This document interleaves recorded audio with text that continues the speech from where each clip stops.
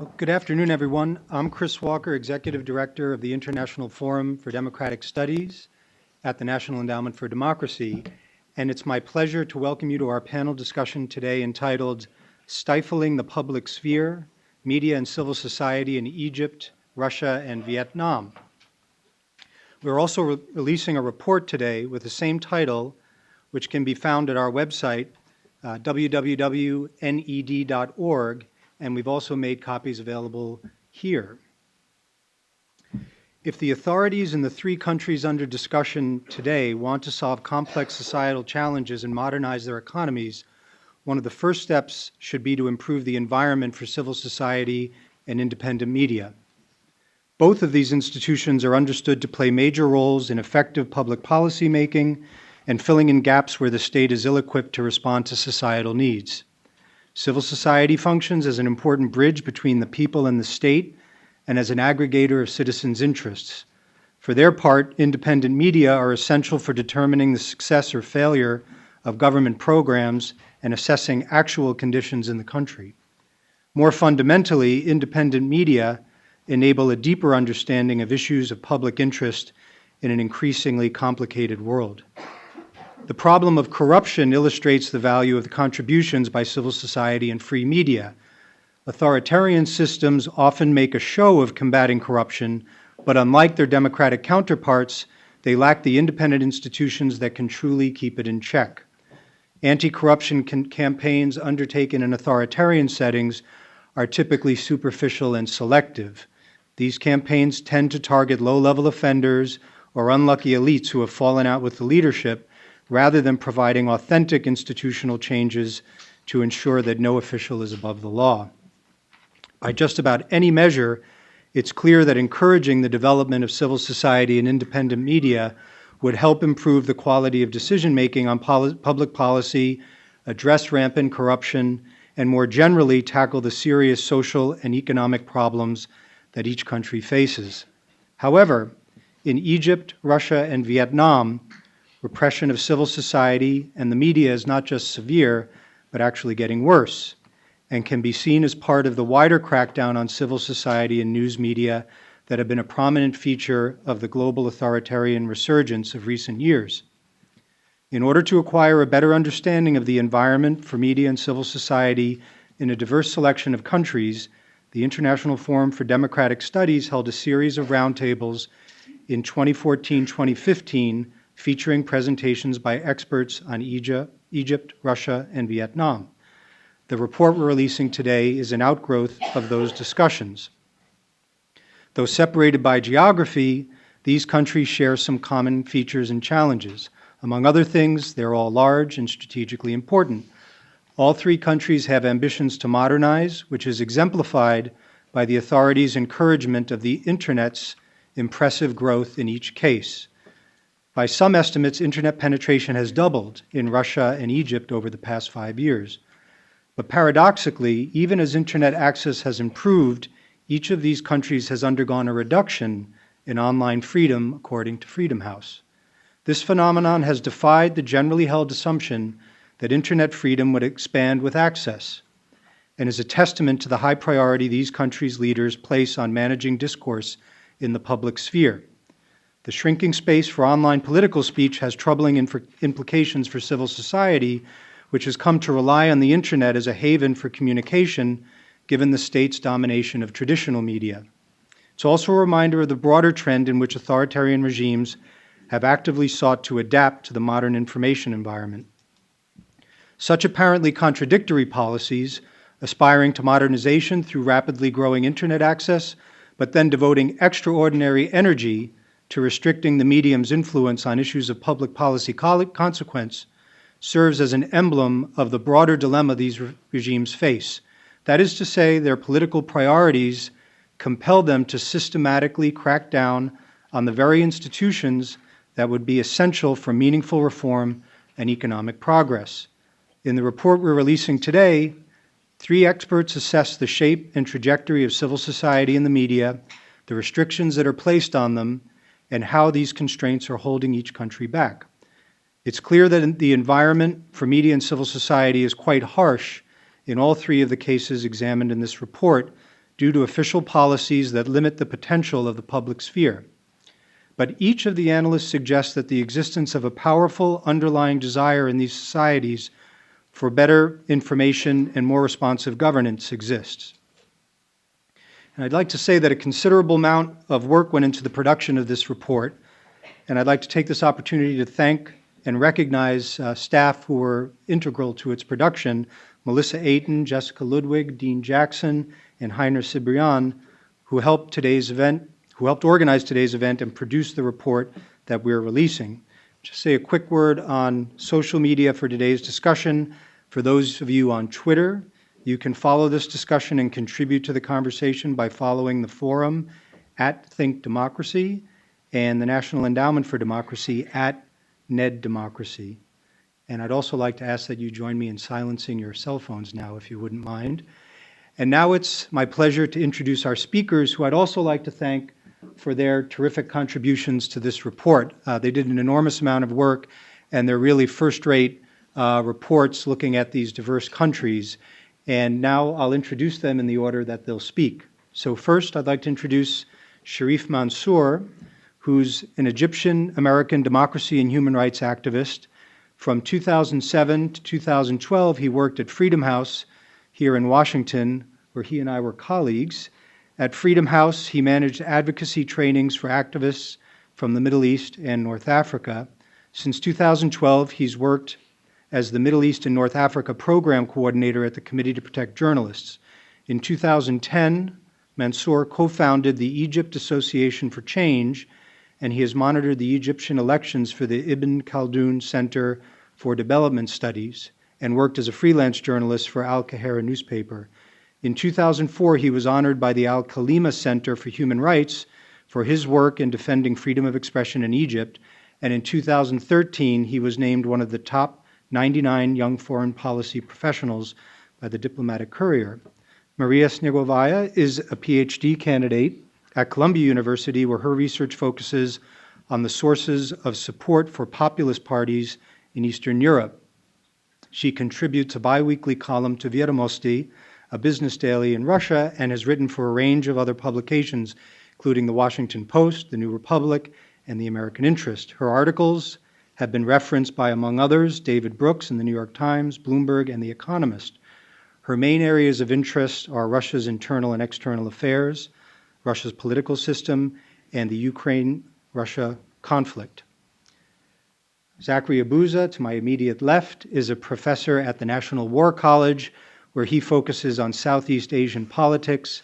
He's the author of several books. These include Muslim Politics and Violence in Indonesia, Conspiracy of Silence, The Insurgency in Southern Thailand and Its Implication for Southeast Asian Security, Militant Islam in Southeast Asia, and Renovating Politics in Contemporary Vietnam. He's also published a number of monographs. His research focuses on the nexus of politics, security, governance, and human rights in Southeast Asia. So with that, it's my pleasure to start with Sherif, who will speak for about 10 minutes. Thank you, Chris, and thank you, the National Endowment, and everyone who helped organize this event, and for participants for coming today. I wanted to start mainly to bring one comparison that has recently been debated among a lot of people who follow Egypt, which inevitably have to do with Tunisia. A few days ago, almost a week, we've seen the Tunisian civil society win the Nobel Prize. And this was given to four main players who helped sponsor a political deal and transition, thank you, to help save the transition, the democratic transition in Tunisia. And it was an opportunity for a lot of people to reflect back on what happened in Egypt, why Tunisia has succeeded while Egypt has failed in many ways. And the most important factor was that in the Tunisian experience, regardless of how there was political conflict, regardless of how There was a lot of problems in terms of competing interests and ideological differences. There was a lot of things that they have done better after the revolution that Egypt have not done. And one of them is very relevant to our discussion today about the space for media and civil society. I'm not going to go through the report, it's all published, so I want to just compare a few things. One of the things that we start with the report is discussing the role of internet. And for Egypt, it's of course important to say that before 2011 there was no room for political space, political discussion, and the internet became the one venue which a lot of people have used in order to help civil society, to help independent media, and to influence both the government, the opposition, and even traditional media in order to demand change and reforms. For Tunisia, what happened is the internet was very restricted, but even those who could manage to use the internet have used it successfully for mobilizing over Facebook, over Twitter, and that was a shift in a lot of people's minds in Egypt who have looked at internet as a way for expression, but not a way for mobilization. There was a few attempts, but it didn't really take off until people vision about the possibility of change after Tunisia have greatly expanded to include the possibility for the first time to change the president. Most of the calls before 2011 was focusing on specific reforms, you know, amending this article, removing this minister, and to the largest part, the highest ever goal people would want was not to have the president's son, Gamal, take office after he leaves or he dies. So the expansion of the vision and the limit that happened in Tunisia allowed people for the first time to expand their goals using social media for much larger mobilization across the country. What happened in Tunisia is the minute Ben Ali was ousted, there was a lot of discussion about protecting the gains of the revolutions. Very early on, there was laws like Law 115, 116, that basically said that freedom of the media shouldn't be touched, freedom of association should be given, and those laws have become the backstone for every single civil society organization, media organization, journalist, independent actor to continue pushing the experience forward. On the contrary, in the Egyptian experience, majority of the laws, almost all the laws that was under Mubarak was kept on the record. A lot of them are very repressive. A lot of them still restrict civil society and the media.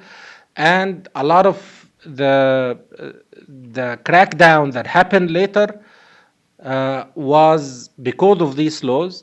And a lot of the crackdown that happened later was also because of the failure of the consecutive governments, including the Muslim Brotherhood, which was elected to power, of reforming those laws and putting on further restrictions on the government, further protection in the constitution to allow the space to continue for everyone and not using it for their own self-interest. So with that, I want to just give the second portion of the report, which has to do with restoring the oppression experience in Egypt. And for me, the most important reason this has happened is that the opportunity that was available after Tahrir, after ousting Mubarak, in terms of solidarity and unity among civil society, among media organization, and the sense of empowerment that resulted from breaking the fear barrier needed to be taken away. And that happened in one way by divisions that happened for political conflict, similar to what we've seen in Tunisia, that hasn't been resolved. Unlike Nahda, the Muslim Brotherhood in Egypt have actually maintained tight control on government institution and tried to influence the institution to serve their purposes and implement reforms that only serves them, not serves the greater majority. One of the main important things that we gained in Egypt over the Tahrir protest was the tolerance of dissent, allowing opponents, everyone who has an idea, critical, independent voices, to operate and to express themselves. The Muslim Brotherhood have used their time in office to go after critics, and we highlight some of the things that they've done in that regard. Then came the counter-revolution forces that we call in Egypt, including people who supported or have been part of the Mubarak regime, who returned to use an opportunity to return to the stage, use the same tools that the opposition, the independent voices, civil society organizations have used, including the internet, to mobilize their supporters, to wage ideological propaganda campaigns, to discredit civil society organizations, to discredit online independent and critical voices in the media. And eventually, with a lot of investment and resources that they've had, was able to turn the table in order to win popularity and build what we see now as the strong man again in Egypt with President al-Sisi.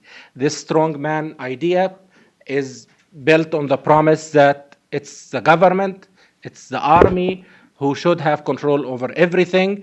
It's one voice, no single opposition media organization is able to toe the line, and that's happened through legal measures, happened through political influence on private media that not even are owned by the government, and that happened over maximizing and making use of counterterrorism, of security threats, and amplifying those in order to use fear tactics to subjugate the population in Egypt.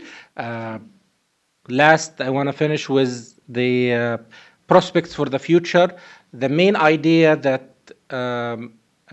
was used by those who support President Sisi, building a strong man, has the strength and the weaknesses of it. The strengths we've seen in the initial stages, some popularity, support among population, but also these were all based on his ability to be a strong man, meaning fulfilling his promises on economic challenges, on security challenges, on protecting an image for Egypt outside in the international community. And those are things that by time it's clearly not happening. Now we see a lot more and more people criticizing President Sisi. His supporters are not being able to mobilize, and he has even stopped calling for people to show up in the streets because he knew it's not going to be the same support he enjoyed in the past. People are not interested in joining the parliamentary election that's coming up. People are not, in many ways, believing now the economic prospects that he have tried to promote over the last few years. And that, in my view, will give a lot of opportunities for a lot of the independent actors to come back to the stage. The internet continues to exist, and I've quote in my paper someone like Bassem Youssef, who've used the internet in order to be the most influential voice on TV for several years. He sees that this is not just the safety net, it's the factory that's going to bring a lot of Bassem Youssefs in the future.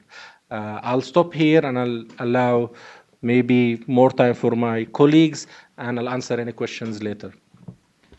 Thank you very much, Sherif, for those cogent remarks. I think your observations demonstrate how enormous the state resources and state instruments that have been brought to bear to kind of turn the tables, as you called it, But at the same time, it sounds as though that may not be enough to prevent the larger forces that are at work. So why don't we now hear what we've learned from Russia, from Maria. Thank you very much. It's my big honor to presenting for this audience today. So Russia's case, I think, in a way, less somber, looks less somber as all the other cases that will be presented today. Nonetheless, in the report that Freedom House has published in February this year, Russia stood up in terms of its detrimental effects that the processes in our country have on the developments in the region and on the other countries. Problem is that Russia's rulers have accumulated a lot of oil resources in the recent years, and they've been spending those resources purposefully to target the independent media within the country itself and spreading those authoritarian tendencies outside of the country too. So within Russia in the last years, you've observed a clear downward spiral in terms of the informational freedom dynamics. The media control has expanded, and especially following the Ukrainian events last year, the levels of propaganda have increased dramatically. In terms of spending on propaganda, Russia actually ranks first in the world today. It spends more than China spends. Definitely on media, it spends much more than the US does. It's though questionable how efficient that spending is. If you want to estimate the efficiency, I have an article published in the Moscow Times and the report for Institute for Study of War that kind of deals with this issue. Nonetheless, within the Russia itself, because Russia's authorities held monopoly on power, obviously the efforts have resulted in some success. In targeting the domestic Russia's media environment, Russian government has been utilizing three very specific approaches that are distinctive of contemporary world.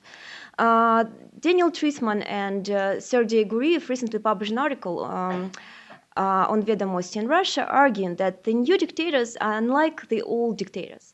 The new dictators in today's world operate in a dramatically new information environment, and hence they kind of adapt to use that environment in order to oppress the opposition, not through mass repressions that are costly, but through spreading wrong information, so to say.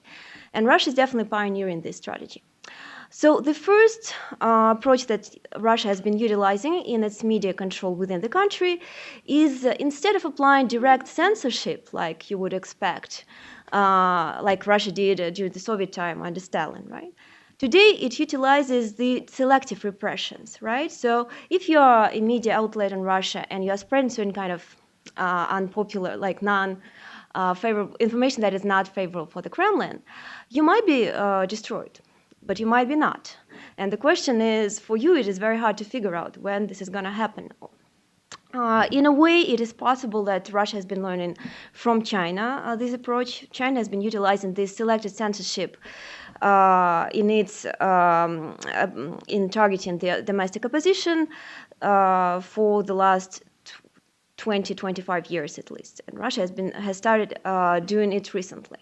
So when certain law gets published in Russia, when certain media outlet gets prohibited, usually the reason that the authorities come up with is quite new and unexpected. So the TV Rain independent media channel, TV channel in Russia has been prosecuted for asking its audience whether the audience thought Leningrad should have been surrendered to Hitler during the war, during the Second World War. I mean, it's not that obvious question, but there's nothing wrong with it. There's no law in Russia that would prohibit asking these questions. But since publishing this question, TV Rain got under huge repressive campaign in Russia. All these state officials blamed it for being very unpatriotic, and it was effectively cut off all the cable TV channels. It did survive, but with a far smaller audience. Selective censorship, uncertainty, that's one important feature of this environment. The second approach is that is the point especially made popular by Peter Pomerantsev, is that Russia's authorities, the Kremlin, instead of destroying the narrative, like basically prohibiting certain kind of information completely, they try to modify it, right? So the most recent example, for example, represents this newly published report by the Dutch Safety Board regarding the investigation of downing the MH17 plane, right? So the Dutch Safety Board has just published this report, and guess what? On the same day, we have Russia's pro-Kremlin agency Almaz-Antey publishing also the report on the same issue, also downing of MH17 plane, proving, I don't know how persuasively, not for me to decide, that Ukraine probably downed that plane, right? So in the Stalin area, Russia's domestic audience would probably not be able to hear about the Dutch Safety Board investigation at all. In today's era, they hear about that, but they also given the opposite information. They're shown that the Dutch have been basically manipulated probably by the US in order to discredit Russia in the West, Russia's image in the West, right? And they're given alternative information. So that's what Peter Pomerantsev and Michael Weiss call this kind of subtle information warfare that manipulates and shapes narrative rather than destroying it entirely. And you have lots of examples like that. We can discuss it later on. Third aspect of the approaches utilized by the Russian rulers is the corporate aspect, right? Don't forget that Vladimir Putin and Dmitry Medvedev have legal education, and they're very proud of that. Putin always used to bring up this very often, that he's a lawyer, he's very well familiar with the laws, etc. On practice, it means that when certain media outlet is being prosecuted, usually there's a document to basically explain why this is done. There's certain law published specifically for that purpose, or the certain kind of new reason that is confirmed by certain document in order to do so. So this legalistic approach also manifests itself in the fact that journalists are not. So they are physically persecuted in Russia. They are definitely, and they suffer a lot, but they're not persecuted to such large extent as you can probably see on the cases of Egypt, of Vietnam. In case of Russia, most often, if it's possible at all, the authorities would try to co-opt the media outlet in a certain way. Be it, for example, certain set of restrictive laws that would prohibit the foreign ownership, or like the certain shares of foreign ownership of a given media, right? And so if you were a popular foreign-funded outlet, you'd have to sell your shares to some pro-Kremlin oligarchs, probably. It can also be just simply bought by a more loyal owner, and the previous owners may be mildly persuaded to sell their assets to a more negotiable person. It can also be that the director of the editor of the outlet is replaced by a more loyal person. If that doesn't work out, then you're in trouble, and as on this unfortunate example of the TV Rain internet TV channel, you'll be cut off your main audience. When are you more likely to get cut off? So if you're just tiny little blog running somewhere on the internet, no one reads, or like 2 people read, like no one care about you, right? So you are in the red zone once your audience reaches about 1 or 2 million people. So this is where the red zone goes, and after that, you're definitely on the radar of the authorities.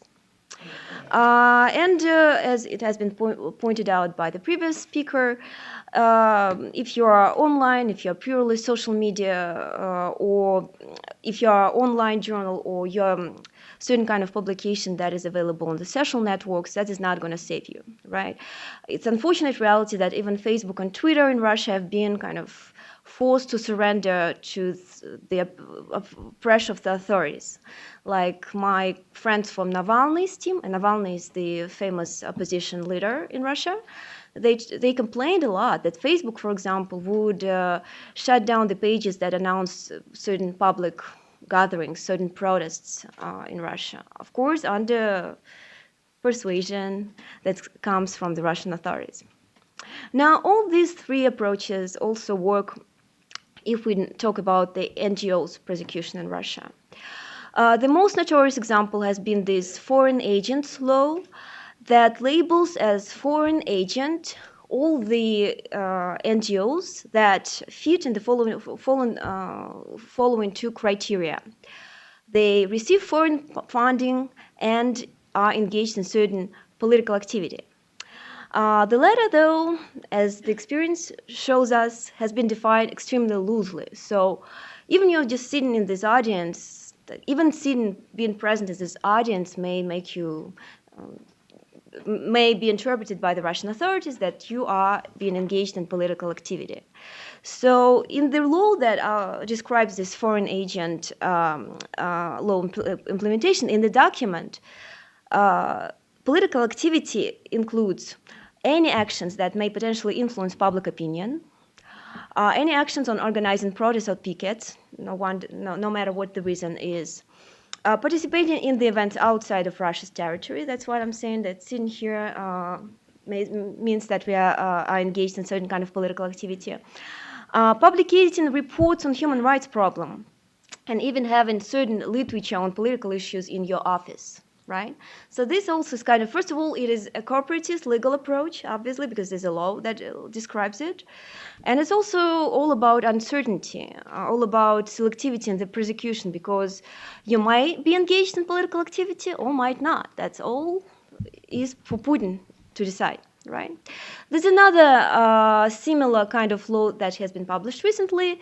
This is the list of the undesirable organizations. That basically is the same as foreign agents law, but applied to international NGOs. And our favorite National Endowment for Democracy, of course, was the first one to feature on this list, right? So me talking to you right now is dangerous because I might as well be prosecuted in Russia, because under this law, I'm not allowed, as a Russian citizen, I'm not allowed to participate in any kind of these events. But because Russia's repressions are selective, I have no idea whether I'm going to be prosecuted or not, right? As I just pointed out before. Now, there are ways to target these issues, and they're described in my report. I just wanted to emphasize that one very successful example of policies in order to target these problems turned out to be the Magnitsky's list, right, that banned the Russia's officials who were engaged in this unfortunate story of Sergei Magnitsky, prosecution of the lawyer in Russia, unlawful prosecution of this lawyer, that these sanctions banned the officials, the Russian officials who were engaged in this, from entering the US and from owning any assets in the US. And similar laws have been passed in Europe as well. Based on the Russia's officials' reactions to these laws, and they were extremely upset with that, furious. The law is efficient because Russian rulers, they like talking about patriotism, but at the same time, they like spending their time abroad, having their kids go into the Western schools, etc., etc. So the idea of similar list for Russia's propagandist journalists, if they might actually be called journalists, is right now on the agenda. It's being discussed in Congress, and that's one very promising area to go. And finally, in order not to conclude on such, a sad note, I just wanted to underline a few things. It is true that support for the Russian rulers right now is huge. And it is true that Russia's audience, Russia's population is subject to the Russian propaganda. That doesn't mean, though, that the Russian people really think what they repeat. Right? There are many social surveys that show that, for example, on the case of attitudes to the Ukrainian invasion, that the majority of the Russians actually don't care. And that's, I think, the most important adjective to describe the Russians today. They are mostly indifferent. They are not pro-aggression, they are not engaged aggression, they are indifferent. Unfortunately, studies also show that this is the particular audience that is most subjective, most easily penetrated, most vulnerable to propaganda. They don't care essentially about the issue, so when asked, they just repeat what they just heard from the TV channel. The good news, though, is that if we suddenly had to change the narrative, the information stream that they get from the TV channels. That means that they would change their perceptions quite quickly as well. Some analysts estimate that it would take us up to a year. So if Russia's TV channels started suddenly broadcasting things that are good about the West, promoting democracy, human rights, in a year you'd see all Russia, be the best allies of the US and of the West. So let me end up on this. Thank you. Thank you for ending on the optimistic note, and also for an excellent summary of the very sophisticated and diverse ways the system uses its instruments to suppress open speech. And with that, very interested to hear now from Zachary Abuza on Vietnam. Maybe we can bring the mic over. Thank you very much for having me. It's a tremendous honor to be here at NED, and I'd like to thank Chris for his leadership in putting this together. He tracked me down in my small Vermont hamlet a year ago to drag me into this, and I'd also like to thank Dean and Jessica for their incredible editing of my report. I read it again last night, and it didn't look like the thing I turned into them. And also Melissa for ordering extra food for me. So I eat a lot. I'm not going to go into the details about what Vietnam does to control the media and civil society. I mean, it's full spectrum repression. It's a one-party state. They control civil society through an umbrella organization tied to the Communist Party, vague national security laws, constitutional provisions that trump what is otherwise a fairly progressive constitution, a Communist Party that is above the law in the Constitution, and the will and real resources to maintain their monopoly of power. But international watchdogs almost always rate Vietnam at the bottom of the barrel, whether it's Freedom House, Reporters Without Borders, Committee to Protect Journalists. And this is well earned, no doubt. But Vietnam is changing.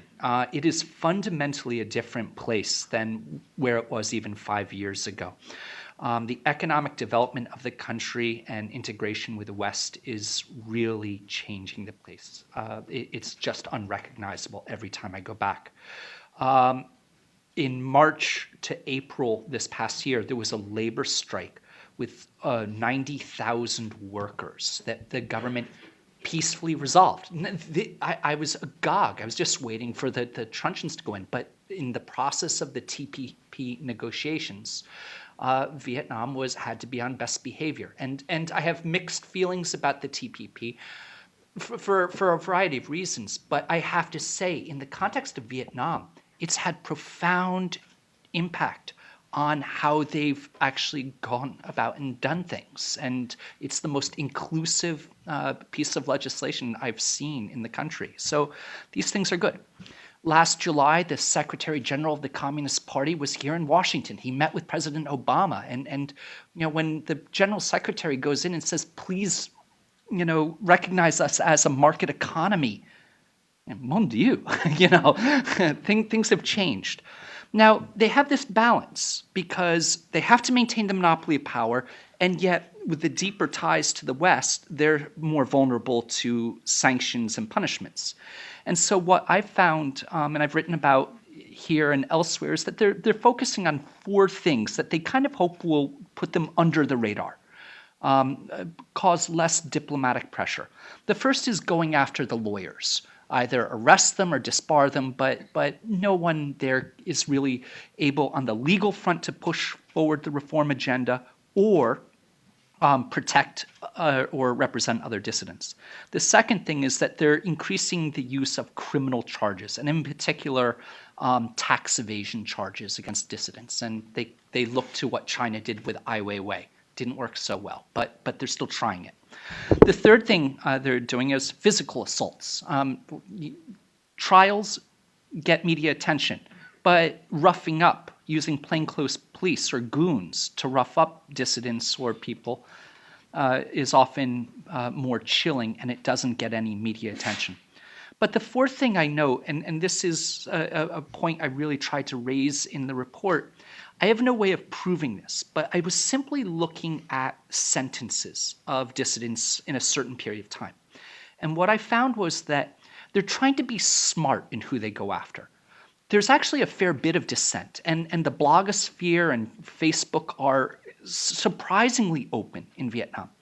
But what you do see is that they're going after the nodes, the most influential people. They're trying to go after the people that are making the transition from individual blogs to multi-authored, edited alternative media platforms. And that is really important. Now, there's plenty of repression, and there's going to be more repression in the coming months ahead of the 12th Party Congress, the quinquennial, I love that word, quinquennial leadership transition that will be in early 2016. There always is repression ahead of these Congresses. But I'm actually cautiously optimistic about Vietnam. I think they're on the cusp, and this is hard for me because I'm a natural-born pessimist.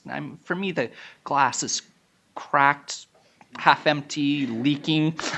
But I'm actually looking at certain things, and the first is that the Communist Party really has identified corruption as an existential threat.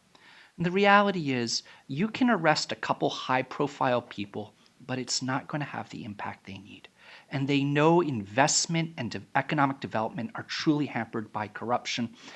And every once in a while, they free up the press to go after someone. But then they hold them back the next time when it's getting a little too close to home. But that's a contradiction that just cannot survive. The second thing is they just cannot keep pace with social media.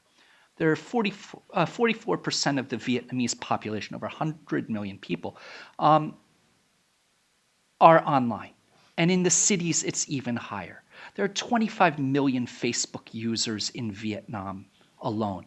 The prime minister tried to shut down Facebook. He couldn't do it. He in a public setting before the National Assembly said, "I know you guys are all on Facebook. You're probably on it right now," and he was right. They just can't shut it down. But there are so many workarounds, all the different apps, increasing use of ways to avoid censors and everything. There's been some really incredible work, and I totally don't understand it, but how you create mirror sites outside of Vietnam. A lot of assistance is going in. The Committee to Protect Journalists is doing some. Radio Free Asia has done others. It's fantastic, and they just can't keep track. And the Vietnamese internet was not built like China's with control in mind. It's always been playing catch up, and they can't catch up. The third thing is that there actually is a small but a really good core of journalists out there. And boy, you look at what they can do under these incredible constraints. I just imagine, I see some of the reporting and how they're trying to say what can't be said.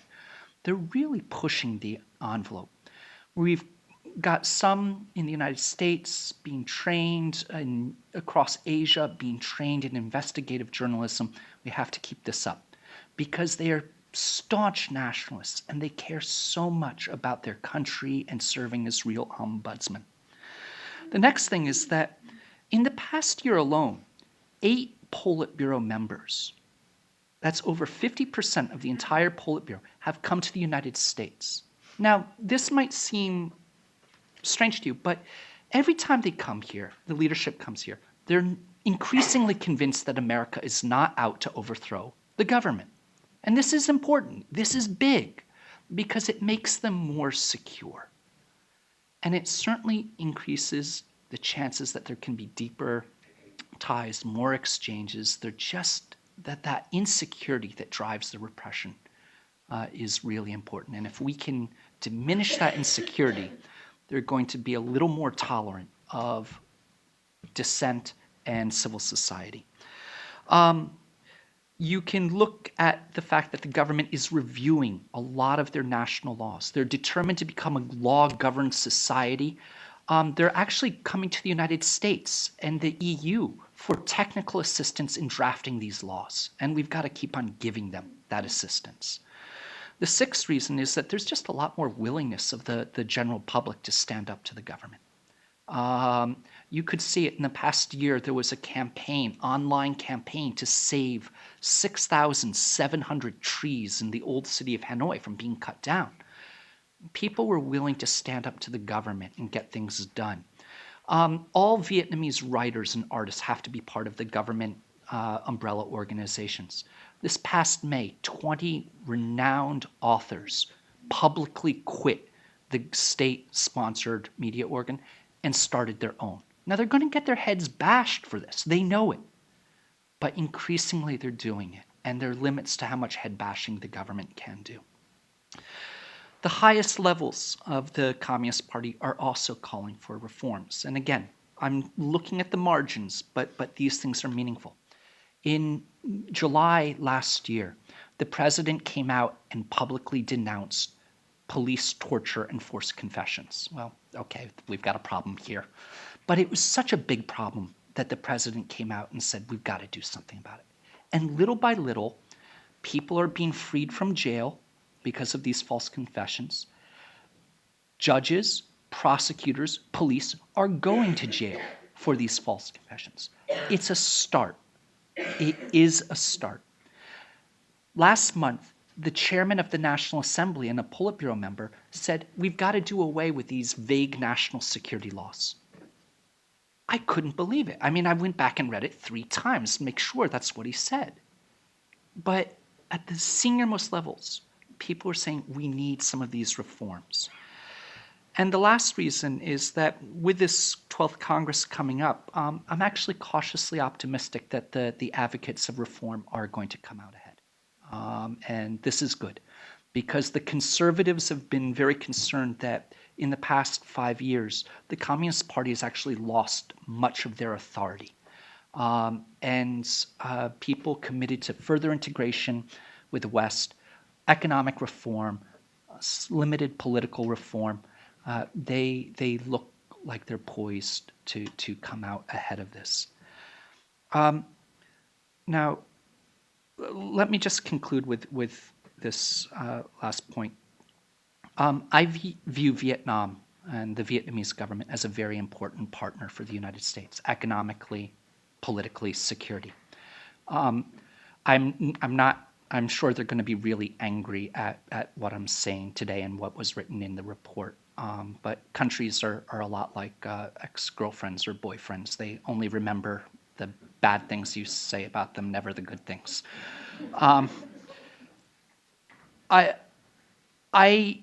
I think Vietnam is doing itself an incredible disservice by continuing to repress the media and civil society. It makes their country very brittle. And I don't want that. I want a successful Vietnam. I want a very successful partner for the United States. Continuing to repress the media holds the country's economic development back. It holds back their fight against corruption. But one thing, and I've never been able to figure out how to really say this, but I remember going back through the literature on democratic transitions and everything I learned in graduate school. And there was one piece that I realized was missing, and that is you cannot have a transition to democracy or even meaningful political reform as long as you have this zero-sum worldview. And there's nothing more zero-sum than a communist party and their worldview. And this is why the development of civil society is so important. Civil society is that space where you can get different groups, as we saw in Tunisia, come together and agree to disagree, compromise, hammer out a consensus. And that's why we've got to push for the development of civil society, because without it, these societies are very fragile and very brittle. Thank you. Thank you very much, Zach. So before we open it up to questions, I'd like to just put one question out, which is at the heart of what these regimes try to do, it seems, when it comes to commerce and the internet in particular, which is to get the benefits of the technology in commercial terms, in terms of the features of the technology that they see in their interest, but to suppress and deny the opportunity to use this technology for essentially political purposes or civic purposes. And I think you've described part of what's happening in Vietnam, Zach, by saying those who are kind of atomized or isolated, they get space. The minute they try to scale it up, they get much more attention. I think this is true in all the settings. But I wonder if you could just say, each of you, a few words about how you see this dynamic developing over time, because it seems as though, at least fundamentally, all three of the country's authorities at some basic level would like to keep the commercial benefits and the technical benefits, but would very much like to keep control of the other dimensions of this. And I think, Zach, you suggested in the Vietnamese case that certainly in terms of social media, it will be exceedingly difficult for the authorities to do this over time. Maybe they've already lost the ability to do that, but I'd be curious just to hear a few words from each of you on this topic before we open it up for questions.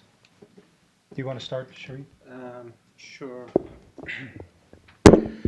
Well, I think part of the opportunity of social media is also the weakness, which is it allows people to be out there.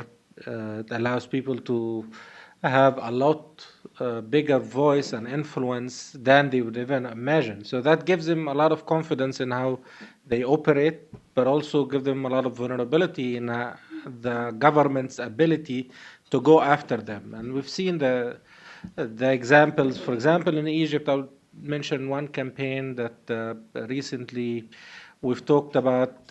One of the representatives was here in Washington, and she talked about the Liars campaign. This is a campaign that wanted to move criticism for the army corruption and oppression from social media to the streets of Egypt. And they've actually used projectors to show torture, police brutality on the walls of government building, including the Ministry of Defense, the army headquarters, the government-owned media.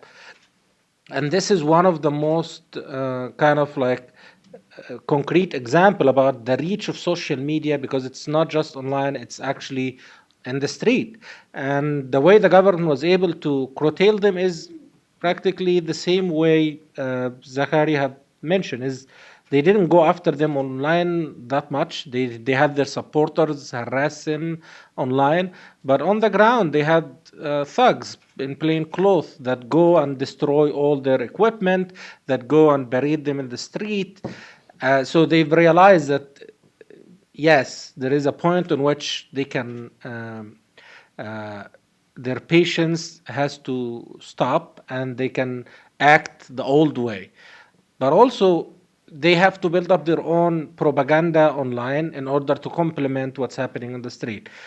The restriction on social media is not going to go away, and that's why there is a whole new move across the region and in Egypt to disguise new laws, cybersecurity, cybercrime laws, anti-terrorism laws that puts a lot of vague restriction about incitement to violence, about insult charges for religion, for governments, for state presidents. This is all is being done in order to be able to go after an individual who's online and say he or she is a terrorist, he or she is endangering national security. And this is the legal structure that I think is the government are trying to use in order to tell the rest of the world we're not going after internet, we are allowing internet. It's just those people who are terrorists, those people who are traders, whatever, are the ones who are abusing internet. So, in terms of the way contemporary populist autocracies try to deal with their integration with the West and developing the commercial linkages, if I understood the question correctly.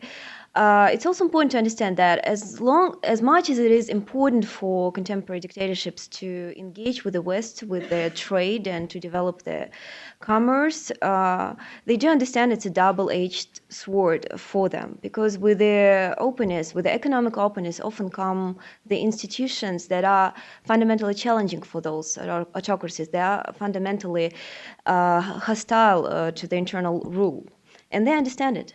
So they try to combine certain kind of an attitude that would limit the impact of this institutional transparency and all these good things that come with free commerce, essentially modernization, right?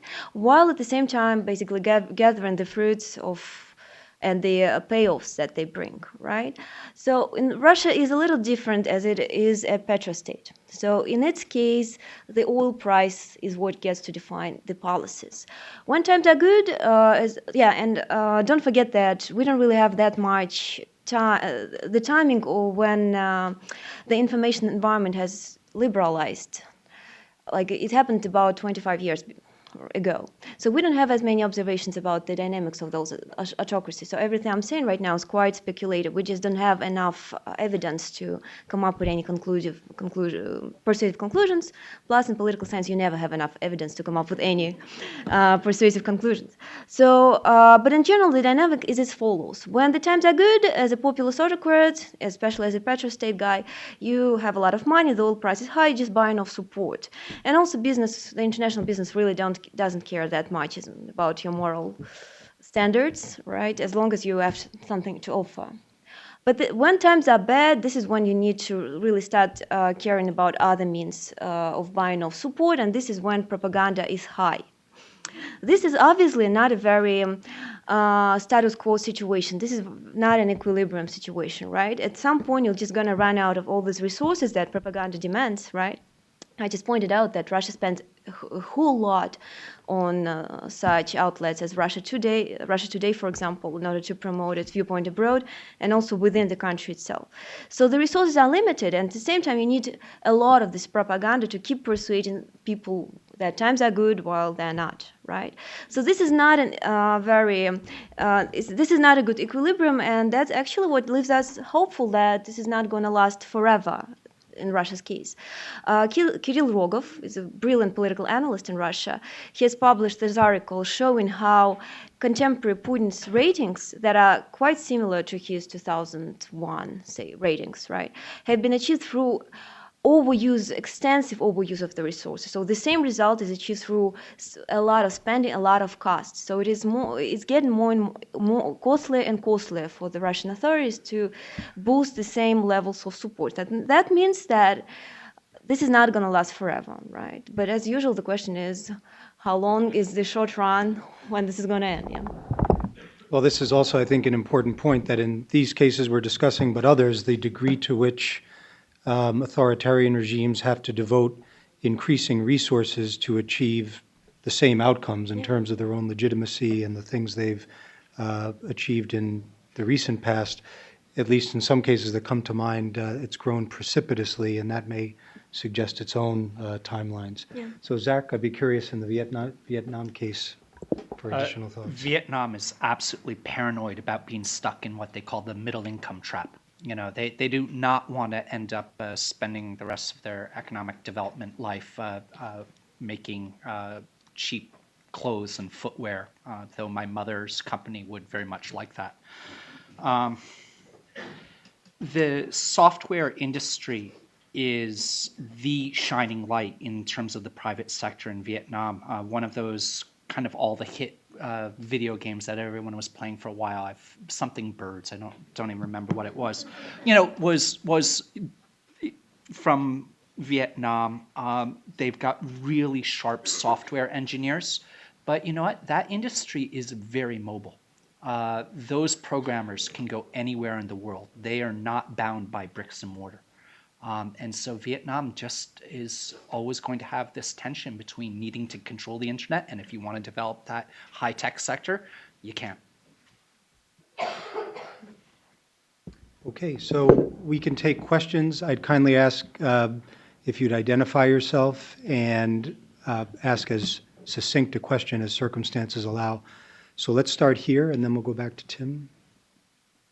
Hi, my name is Karina Arlova. I work for Echo of Moscow radio station. It's a liberal one and way more powerful than TV Dost, more powerful and influential, Apologies for which not mentioning it. Masha hasn't mentioned for some reason, I don't know. So the question is, Maria said that Russian people are indifferent and so they can only change their minds if for some reason the propaganda narrative would change somehow. But the question is, why on earth would Vladimir Putin or anybody else would like to change it if there is no pressure from people? And so the question is should liberal media work with the majority of people in Russia so that they change their minds? Should liberal media try to affect people's mind? If yes, then how particularly should they do that? Because obviously what they do now is not enough because it's just 14%, let's say, as top. And 86% just they support or somehow they support Putin and his propaganda. Thank you. So why don't we have Maria ask that, and perhaps we can double check if the mic is working. It If is. you want to go. Yeah. That one. Okay. So thank you, Karina, for great question. I apologize, I haven't mentioned Echo of Moscow before, which is definitely far more influential than TV Rain Station. Yeah, why would Putin change the narrative? I just wanted to address that first. Because the answer is because Russia is a petrostate, and the oil prices is one thing that is completely unpredictable. And the petrostates are shown to be extremely aggressive when the oil prices are high, when they overcome $77 per barrel, something like that. It depends. But they're also shown to be extremely peaceful when the oil prices fall behind $30 per barrel throughout a long period of time. So it might come, and that's actually also relevant to the question that Chris asked.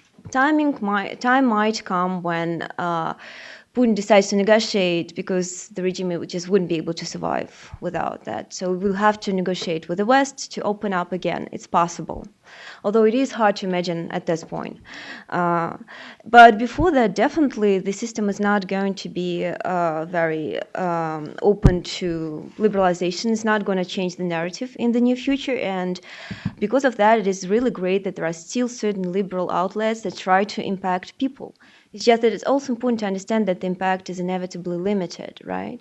Even so, even people of my circles who pro-Kremlin and who would still check out Echo of Moscow here and there, Facebook here and there, they don't really tend to believe what liberals are saying. They view that through different lenses, and this is why I think it's important to understand the limits that internet possesses, right? So in the early 1990s, when the countries opened up, there was a lot of this end of history thinking, when people just thought in the West that now all the problems that we've been struggling with gone, and we just expose all these previously dictatorial societies to the streams of free information, of alternative information, and they're just going to liberalize and believe in democracy and build their own democracies, and everybody's going to be happy ever after, right? It did not happen because of culture and because of the way people's psychology work, right? If you are grown up, so we tend to basically stick within our mindset, within a framework that is most habitual to us, so to say. So when you've been said since your childhood that the communist system was saving the world, and suddenly you are said that it was the empire of evil, right? In order to avoid certain kind of psychological conflict, you are not going to believe that. And that's exactly what we observe right now in Russia. There are people who watch TV channels and they go, say, check out Kontakte, a certain kind of liberal website, and then they say, oh my God, the United States have become so arrogant. They're already penetrating our Russian social networks. They're trying to impose their propaganda and saying horrible things such as Russia invaded Ukraine, for example, right? Who is going to believe that? They say, right? So that's important to understand. You are definitely doing great thing, but it's not really fundamentally going to change the framework under which the Russian society operates at the moment. But it doesn't mean that it's doomed. I'm pretty certain that Putin's system is not going to last there forever. We still have lots of young-minded, educated, brilliant liberal people like yourself. We observed that in 2011, 2012 protests, and when the economic times really start to become really bad for Putin, and they will become really bad because the system is not sustainable in the long term. This is when we'll see that all the effort that you're doing right now will be paid off. I think just to add a thought to that, Maria, in many of the countries that are revealing these elements of kind of more sophisticated modern authoritarianism, the regimes are very smart about how to limit, in the way you've described, access to local language content to the very smallest, relatively smallest of sources. And this isn't just in Russia, but even countries, sadly, to the west of Russia, in the European Union, you have examples of limited access to local language content that either isn't aligned with the regime or may be strictly oppositional. And you see this in many places, and it's a real challenge. In essence, what you need are people who, when they go to the internet, either have extraordinary motivation to find democratically oriented content in their own language, or to have the capacity to look at content in other languages, and the willingness and the zeal to find it. Yeah. And that's probably a pretty small group of people. Yeah. So, Yeah. Next question, Tim Ryan. Thanks. Hi, Tim Ryan from the Solidarity Center. Professor Abuza, I appreciated your comment about nationalism in the Vietnamese context. The strike that you mentioned, 90,000 workers, was significant in part because it was one of the first, if not, I think, the only major strike we've ever seen in recent years, which was really about social policy and not about rising wages. This question of nationalism, I wonder if you could talk a little bit more about this, because obviously in some regimes the use of nationalism is a real tool to limit and channel dissent. How do you see this working, this force working in the Vietnamese context, which seems to also encourage dissent as a patriotic act in certain circumstances?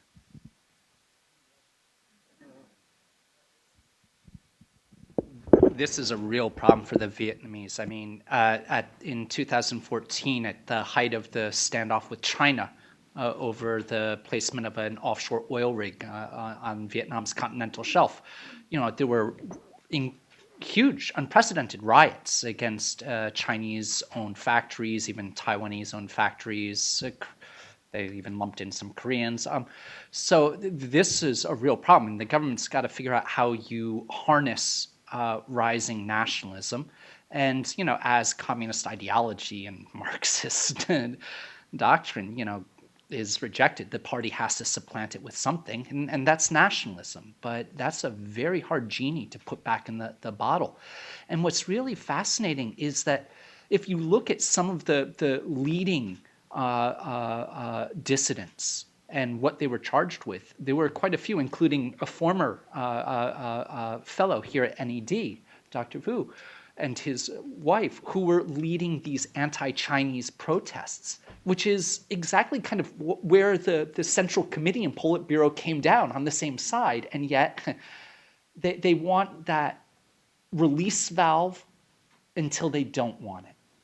And journalists have told me that on the China front, they more or less have free rein to go, whereas in other topics, they're under very short leashes. And so at some point, this is going to be something that is going to be well beyond the power of the party to control.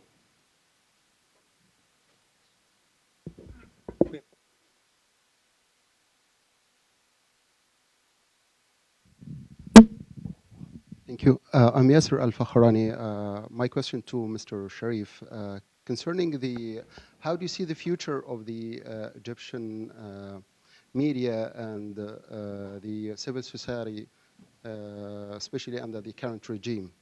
Thank you. Of my remarks, I mentioned a little bit about how there are prospects, good prospects for independent media and civil society to come back to the stage again more forcefully. And I talked a little bit about how this will be dependent on the failure of the regime itself in fulfilling a lot of the promises they've made. And the failure is basically because their approach have been tested, used several times in Egypt, outside Egypt, and it never works. You cannot build an open economy without fighting corruption, without having rule of law, without having judicial independence. You cannot fight terrorism without engagement from the society, without allowing peaceful voices to exist and counter violent voices. And those are all kind of like basics that the government is trying to test over and over, and eventually they will fail. But also, I didn't talk about how they are also restricted with their own resources. And the good news here is that the national-owned media and the national institutions are also bound with the same restrictions of lack of economic resources. And the Egyptian TV, Egyptian newspapers that's owned by the government are all under a lot of debt, and many of them are already failing and even covering their own salaries and all that. So their ability and their resources are limited overall. What I would say is the internet is also the safety net and the opportunity for a lot of new voices to operate and come back to life, but also international community. And this is like been clear with how El-Sisi's visits to the US, to the UN have become the center of reforms or pardons that he's been releasing, meaning that he understands that he cannot continue to doing so while trying to appeal to the international community on aid and on investment. He has to appease the international community, including countries like the US and the UN. And I want to just mention here that if we're talking about the future of independent media, it's always going to be rely on the courage of the people who are inside who continue, but also outside of Egypt. And there is an adaptation that happened not just online, satellite station opposition media that have relocated outside of Egypt to European countries and was able to open multiple channels that still broadcast into Egypt. They are also able to continue working with some pressure from the Egyptian government to those governments that host them, but to provide an alternative vision and build up enough support from outside Egypt.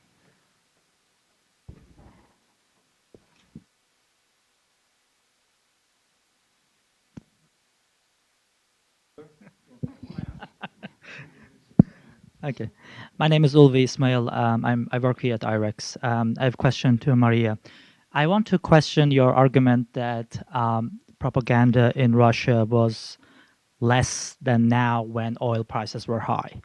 I remember that at least Gergiev ribbons issued, how Gergiev's ribbon were there, Gergievsky ribbon. It was a long time ago, and oil prices were at 120. I think maybe you may argue that maybe they were kind of preparation for Ukraine and Crimea, because they might have plans to one day invade Crimea or get the Crimea. So I think there was patriotic feeling still high at that time, and I want to also question the argument that they will have less resources for propaganda, because I think that for the specific type of propaganda they do in Russia, you don't need much resources. And and that argument you brought about Leningrad, Paul at the Deutsche TV and what they suffered, and I think that the argument that they use for bring back a lot of memories from World War II era or even Napoleonistic times, that to tell people, Russian people, that you can suffer, you should suffer, but never surrender. That there will be attacks from outside, but you have to bear. You will have no food, no maybe you'll have no iPhones or some salaries to buy those cars at six, but you should stand up and never give up all those things and fight for a cause. So and here's my question here for you: that how much do you think Russian people today are different from historical perspective, from 40s or from Napoleon, that they will bear this, they'll agree to the propaganda and agree with the government? Thank you. And let's take the question from the gentleman here as well. Mohammed Mansour, not related to Sherif Mansour. I have a question. Sherif said something about, if I understand correctly, that it depends on the failure of the regime. And I want to, why we have to wait for the failure of the regime for the civil society and independent media to work and to be functional. And let me, I'm gonna play devil advocate.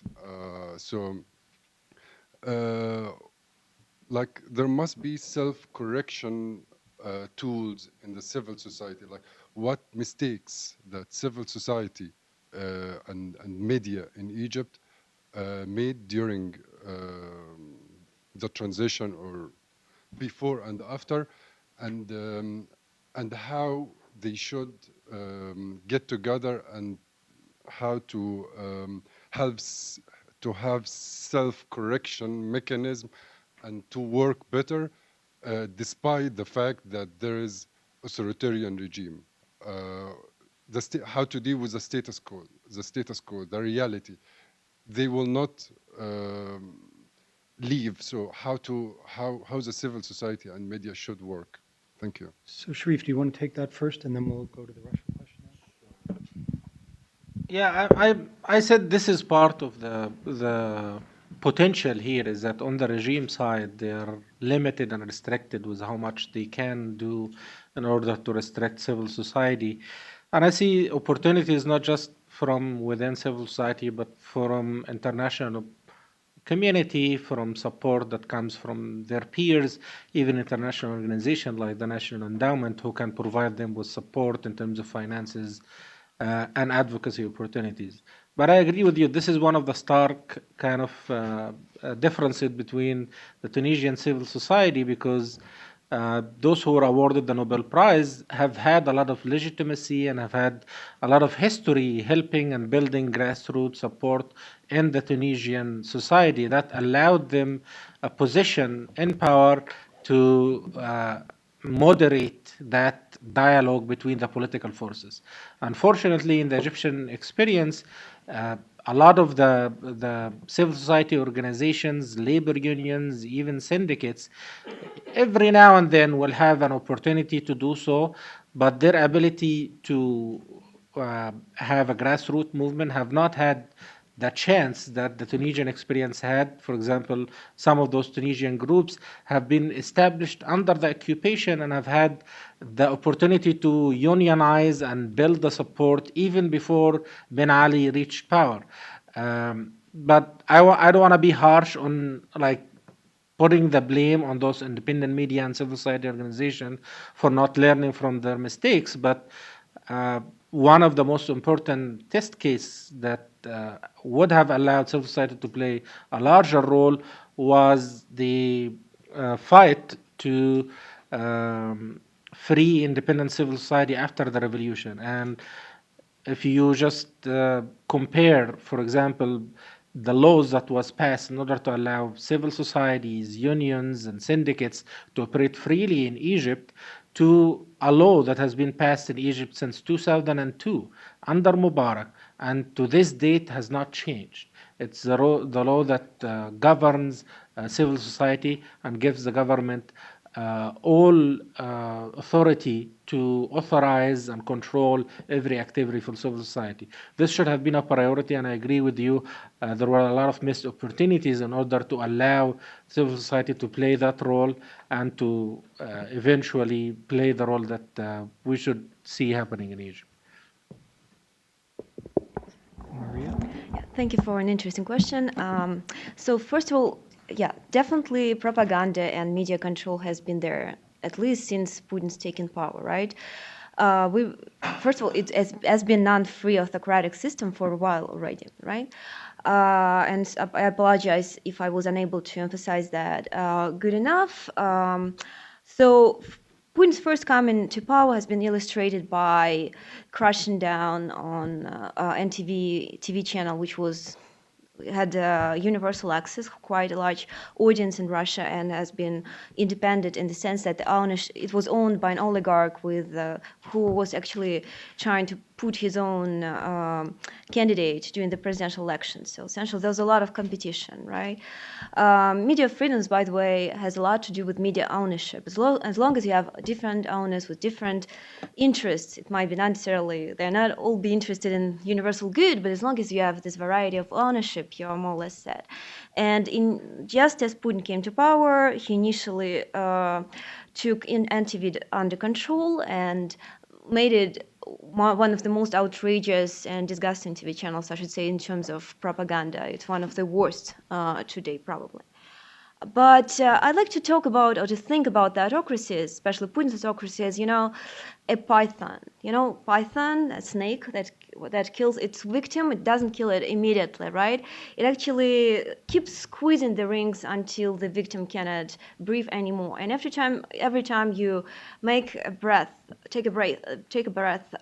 the python keeps squeezing the ring even tighter. So that's exactly how the media control is implemented in Russia, right?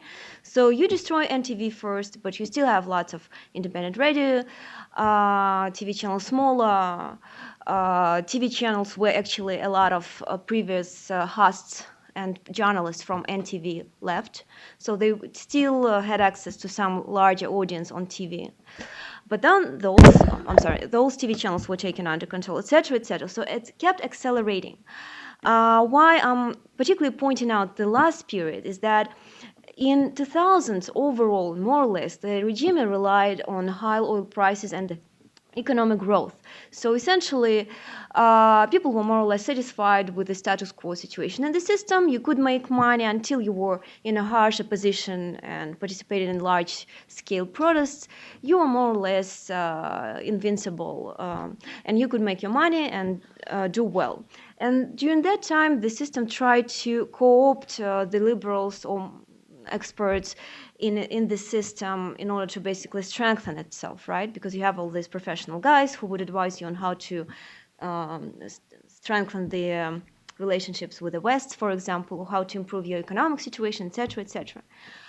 And that was the theory which actually brought to power Dmitry Medvedev, right, in an attempt to actually strengthen that development, until the regime realized that strategy was actually doomed, right? And it realized it in 2011, 2012, when the very expert, the very liberals that it was nurturing and co-opting throughout this time actually rebelled against it, right? And this is where the system, Putin in particular, felt betrayed. It felt like, I've been feeding you all this time and you guys are just misbehaving here, right?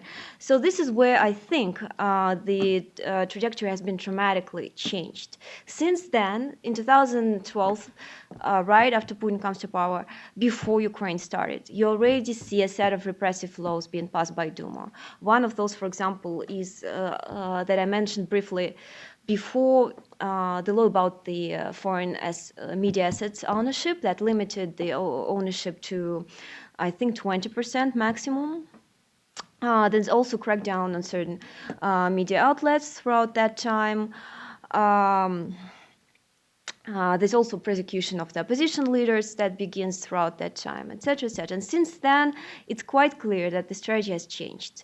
No longer any kind of cooptation. The experts, the more or less liberal experts, like Sergei Guriev, who previously tried to basically influence the authorities, got kicked out through certain, I don't know, persecution that was open against them, or just very unfavorable working climate that was created for them, such as Sergei Alexashenko, one of the expert economists in Russia. He would say, for example, his center would just not receive any orders, any kind of demands from the state anymore. So there's no any clients. There's no money to make, right? So up until now, the situation keeps worsening, and it didn't help that the Euromaidan in Ukraine succeeded, what Kremlin saw essentially as a continuation of the 2011-2012 protest in a way, and definitely so as a threat to its power, to its rule. And it's important to understand that for the system, the survival in power is the main goal. There are other goals as well, but its overall strategies, especially when it comes to domestic politics, definitely is lined up around this idea of staying in power. And very briefly regarding this, also I think a good point that you made regarding what are the Russians today, right? How Soviet are today's Russians. So it is definitely true that the Soviet framework is there. And this is, again, I think what we underestimated in the 1990s, talking about this end of history kind of idea when humans are not tabula rasa, essentially, right? We're deeply influenced by the previous history, by certain narrative, by our family, etc., etc., etc. And here, actually, Putin has an advantage over liberals, because he actually operates in the same framework of mind in which many Russians operate too. He also it's also true that he also makes a lot of effort to recreate that same framework. He's a KGB officer with certain kind of attitude to the West, with this hostile approach, with this persuasion that the West will do everything to destroy Russia. And it does not require a lot of effort to kind of create the same sentiment in Russians, especially given the fact that Russians did suffer huge post-imperial syndrome following the collapse of the Soviet Union. The end of Cold War was perceived as a failure of the Soviet system, and nothing came to replace it. So I don't think it is really fair to talk about this period of the 1990s as a period of humiliation. There was no any humiliation of Russia. But people felt lost. They didn't feel this, embracing influence of the state. It was unusual and uncertain environment. They felt lost. And it's actually remarkably similar to the period of Weimar Germany, where essentially similar things have happened. It is actually a similarity that is a very dangerous and unfortunate similarity.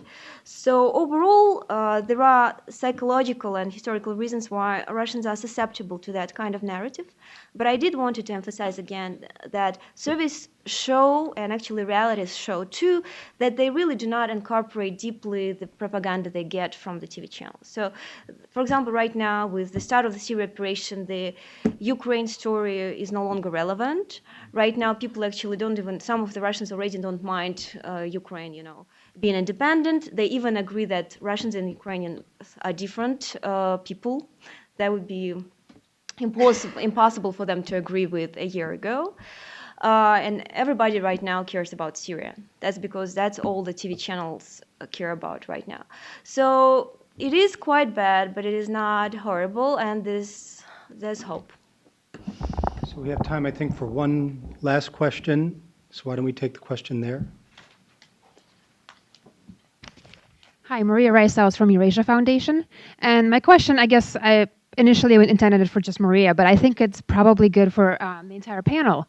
And we mostly talked more about the government level and the closing of the space. If perhaps each of you can speak a little bit about the strategies that the civil society activists and the media have tried to utilize to deal with the closing space, and how successful or not successful they have been so far.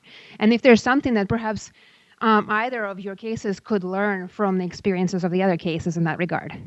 Very good. So perhaps we'll take the lead on that question, and we can make this the kind of concluding comments from each of the panelists' brief response to that question, which is a very good one. So Sherif, do you want to start? I think the point I made earlier about how the countering the government idea is that in cases like Egypt and probably Russia as well, building a strong man, a strong government with a weak society is not going to solve the country's problem. There are national problems. It deserves and it's worth of a national response, and that cannot happen without partnership with civil society. That cannot happen without independent and free media. And this is, I think, the reason why, for example, when there is not lack of delivery on the case of Egypt, Egypt's al-Sisi or Putin's Russia or whoever in terms of economic prosperity, in terms of security challenges, it's much easier in terms of tactics and strategy for civil society and independent voices to point at the failure of that strategy. I would say that aligning with other non-state actors, if they are peaceful, would be a good strategy. And for Egypt, working with minority issues, working with women issues, and even working with broader community service and humanitarian issues would also help highlight the role of civil society and the independent human rights groups and independent media in order to appeal to the greater and broader audience in the society. It's a great question. Look, in Vietnam, civil society is controlled by the state. I mean, there is no independent or legal independent civil society, and there's no legal independent media. It's state controlled. And yet, you're seeing people really push for this. In terms of an official civil society organization, I would look to something like the Vietnamese Bar Association. You know, the lawyers are really trying to be at the forefront of some of the legal reforms here, and they're going as far as they can, and they get pushed back, and there are limits to what they can do. A gentleman before referenced the strikes that took place in March. One of the reasons that was so important for the government to actually deal with the workers' demands, and it had to do with pensions and whether you can move your pension, was that if they could not deal with this official union, then everyone's going to have an incentive to go off and form private unions. And they would, for a communist party, independent unions is a very, very slippery slope that they don't want to touch. The editor of one of the most progressive newspapers in the country, Thanh Nguyen, he resigned and he formed his own online newspaper recently. Now, I'm not sure how far he's going to go. And in fact, right now there is a draft law in Parliament that is actually seeking to consolidate what has been an absolute proliferation of media.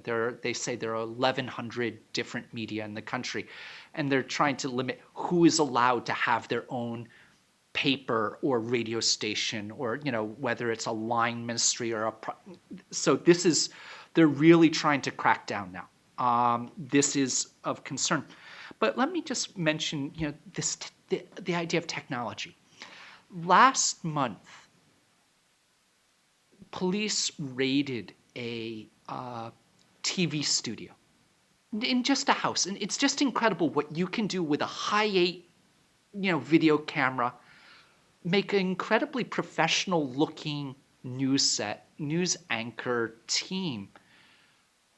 Boy, this is so easy to do, to challenge the state. And so they are pushing back. And again, there are cracks in the dam. And I just don't think that with the proliferation of technology that they're going to be able to hold it together forever. Maria? So I mentioned in the, that first of all, I wanted to say that there are people who try to do good things given current climate in Russia, and I really admire and respect those people. I think they're doing great things with unclear outcomes. I think they're real heroes of contemporary Russia. So I mentioned that the periods of repressions on the media and NGOs come in waves, right? When the regime feels especially threatened, it starts persecution, crackdown, breakdown on the media, and then this small pause. So your goal as a basically independent outlet, an NGO, to survive, to hide and basically do nothing and survive this period of the breakdown in order to later start to operate again. So there are different ways to approach that. So the most common one utilized by the independent or quasi-independent, partly independent media is to make some partial concessions with the regime.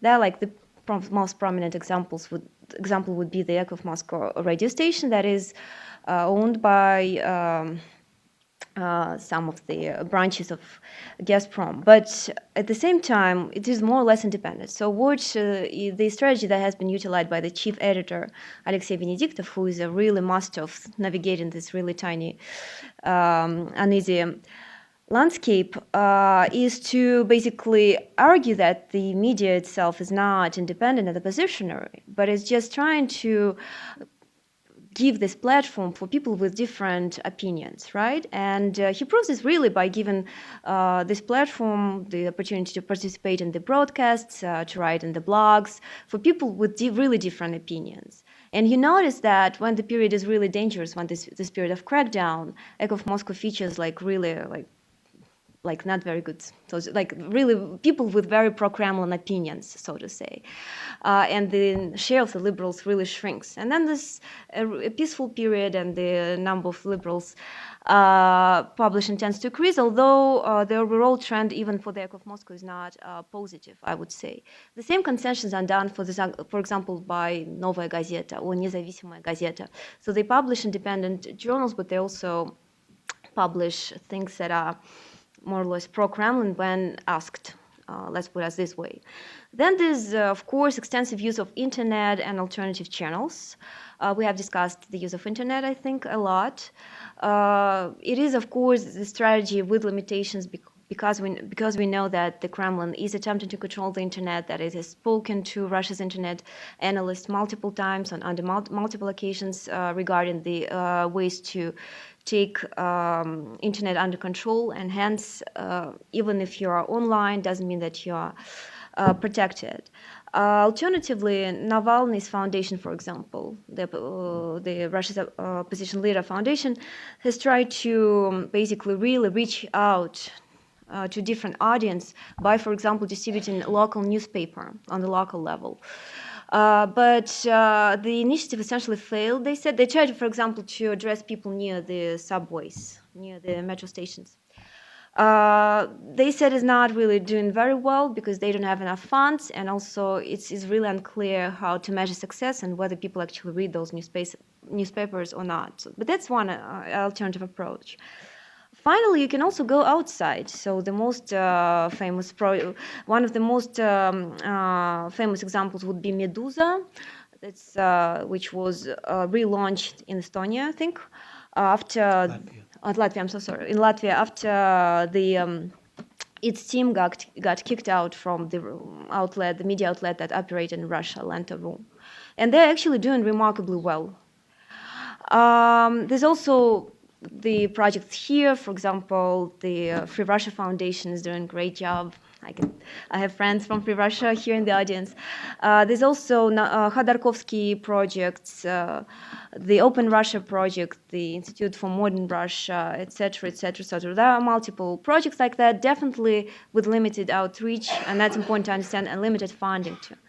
And finally, this one approach that has been used by Russian opposition is try to really make the existing institutions work as much as possible. So, for example, they try to take part in the elections and at least, if not allowed to if not even finally, they're usually not allowed to participate in those elections, but at least throughout the certain period of the opening, they get the access to other layers of Russian societies, the Russian society, and try to at least basically broadcast to popularize their viewpoints. So these are different approaches under this really unfavorable environment. Great. Thank you, Maria. So I think all three speakers have done a terrific job of describing the increasingly sophisticated and vast ways that these regimes are working to stifle civil society and media. And in some ways, the very fact they have to work so hard tells us something. And in their own way, each of these countries shows enormous promise in the sense that you can see that in a clear but for now latent way, the societies really would like to have better information, better responsiveness from their governors. And the reason they're not getting it is because of the policies of the incumbent governors in these countries.